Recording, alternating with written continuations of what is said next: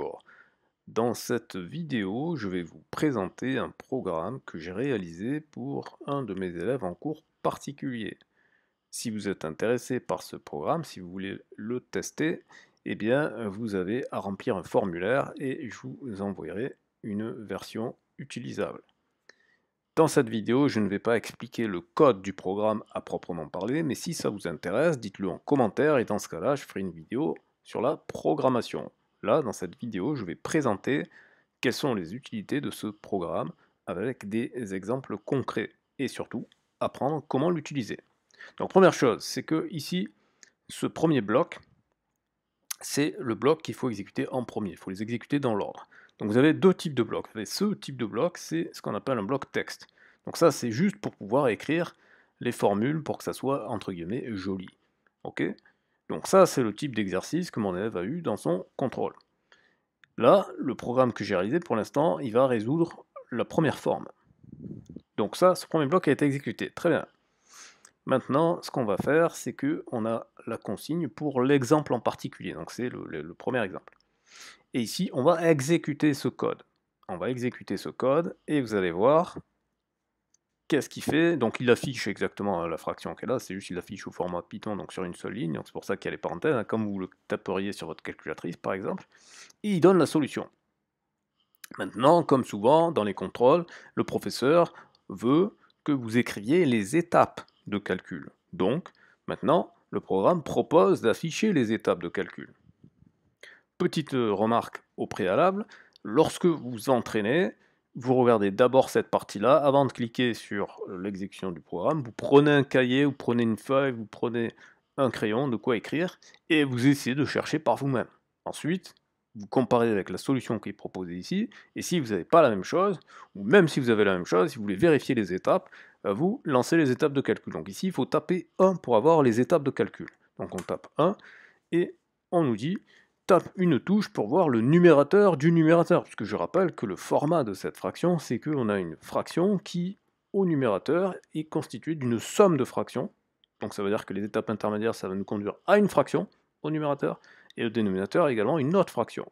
Donc là, on veut voir le numérateur du numérateur. Donc si on fait le calcul, ici, le dénominateur commun, ça va être 6, donc 1, on va le multiplier par 6, le 2, on va le multiplier par 2, donc ça nous fait 6 moins 4, ça fait 2, et le 1, on va le multiplier par 3, et 2 plus 3, ça fait 5. Donc logiquement, ici, si le programme fonctionne correctement, ça doit nous afficher 5. Et c'est exactement ce qui va se passer. Numérateur du numérateur, 5. Très bien. Le dénominateur du numérateur, là, c'est 6. Hein, c'est 3 fois 2. Donc, on tape ici, et il nous affiche, sans surprise, 6. Maintenant, on va s'occuper de voir le numérateur dans sa globalité, c'est-à-dire donc sous la forme d'une fraction. Et la fraction, on a vu que c'est 5 sur 6. C'est exactement ce qui va afficher le numérateur ici, 5 sur 6. Donc jusqu'ici, on a résolu la première partie.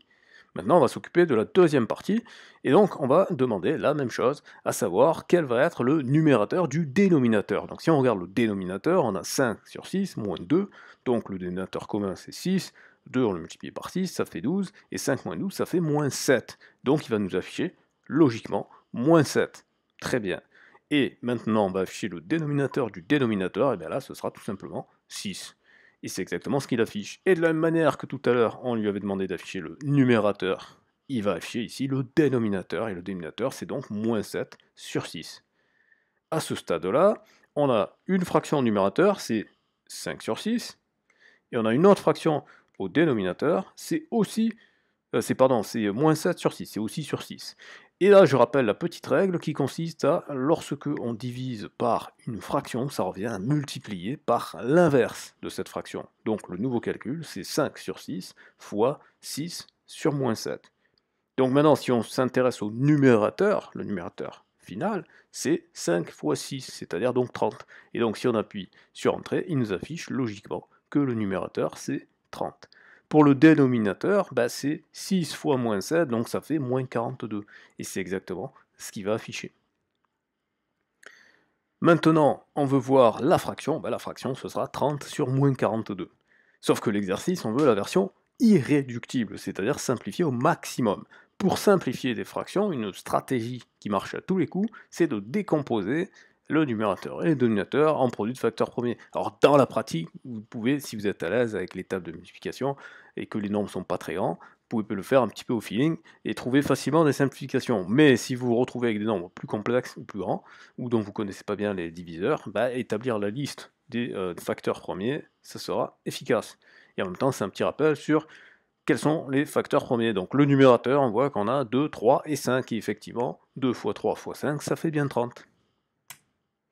Et ensuite, on a les décompositions en facteurs premiers du dénominateur, et donc 2, 3, 7, 2 fois 3 fois 7, ça fait bien 42. Attention, c'est les décompositions des facteurs premiers positifs, donc il ne faut pas oublier que nous, on avait moins 42, donc il faut multiplier par moins 1. Et enfin, donc, pour afficher la fraction irréductible, on élimine les facteurs communs, donc ici c'est 2 et 3, donc il nous reste moins 5 sur 7. Voilà. Donc ça, c'était pour l'exemple de son devoir. Ensuite, eh bien, on peut copier ce bloc et l'écrire dans un nouveau bloc, et on n'a plus qu'à rajouter cette petite ligne, mais vous n'avez pas à la rajouter, parce que moi je l'ai déjà rajoutée, et c'est là où vous allez pouvoir faire les modifications, vous allez changer les valeurs qui sont là. Alors par contre, il n'y a pas de liaison entre le code d'exécution du programme et l'affichage entre guillemets joli de l'énoncé. Donc pour modifier l'énoncé entre guillemets joli, c'est à la mano qu'il faut le faire, c'est ici qu'il faut changer les valeurs. Bon, en fait c'est facile puisque c'est les seuls endroits où il y a des chiffres. Donc il faut que les chiffres soient les mêmes que ceux qui sont ici et dans le même ordre, c'est tout. Voilà, c'est tout. Donc pour celui-là vous n'avez rien à faire parce que c'est déjà fait. Je vais l'exécuter pour que vous voyez comment ça marche. Voilà, donc c'est exactement comme le premier exemple, vous avez la solution directement, et après, si on appuie sur la touche 1, on va avoir les différentes étapes. Donc là, c'est un peu plus long parce que les nombres sont plus gros, d'accord, on se retrouve avec des moins de 951 et compagnie, mais c'est le même principe, et bien entendu, c'est pas parce que c'est sur l'ordinateur qu'il faut aller plus vite, prenez votre cahier et vous le faites. Donc ça, c'est un exemple que moi je vous ai donné ici, mais après, justement, l'intérêt, c'est que vous pouvez mettre les nombres que vous voulez, et faire comme ça, autant d'exercices que vous voulez, et c'est illimité.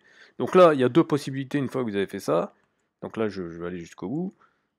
Voilà, donc là, c'est quand ça a fini de tourner. Donc là, soit c'est refaire un nouveau bloc.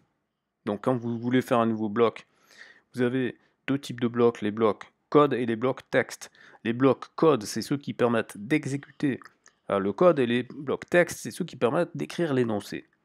Donc si vous voulez qu'il y ait l'énoncé entre guillemets joli comme ça, vous sélectionnez un bloc de texte qui est déjà fait, vous sélectionnez tout ce qu'il y a ici, et là vous allez après, et vous écrivez par exemple ici, alors c'est juste ça qui des fois qui est un petit peu chiant, c'est que des fois ils mettent pas le truc pour faire le texte, mais par contre voilà, il y a ça ici, on peut faire ça, et voilà. Et donc dans ce cas-là, je fais ça, et là je vais mettre les valeurs que je veux. Si je veux changer les valeurs, donc là j'avais 1, 5, 2, je peux mettre, je sais pas moi, 2 ici, là je peux mettre 15, et là je mets, non pas 3, ce serait débile, 4, voilà, et là je peux mettre 7 par exemple, et 5 comme ça, ou 15 par exemple, voilà, et ici je peux mettre par exemple 16, et ici je mets 3 par exemple, voilà. Donc ça me fait cette nouvelle fraction, très bien, et maintenant je veux le code. Parce que ça quand j'écris l'énoncé, c'est juste un énoncé, c'est pas du calcul, donc je peux pas faire le calcul. Donc si je veux faire le calcul, par le code, hein, je veux dire, je vais réécrire exactement les nombres dans le même ordre qui sont affichés dans l'énoncé. Donc là, par exemple, ça va être 2, ensuite ça va être 15, ensuite ça va être 4, ensuite ça va être 7, ensuite ça va être 15, ensuite ça va être 16, ensuite ça va être 7, et ensuite ça va être 3. Voilà. Et donc si on fait ça, là, maintenant, on va avoir 2, moins 15 sur 4, plus 7 sur 15, divisé par 16 sur 7, moins 3. Et le résultat, ça fait 539 sur 300. Voilà. Donc là, je ne vais pas afficher les détails de calcul parce que vous avez vu le programme, c'est assez long. Voilà. Donc vous avez l'exemple d'utilisation de ce programme. Dites-moi dans les commentaires si c'est clair, et à très bientôt pour une prochaine vidéo.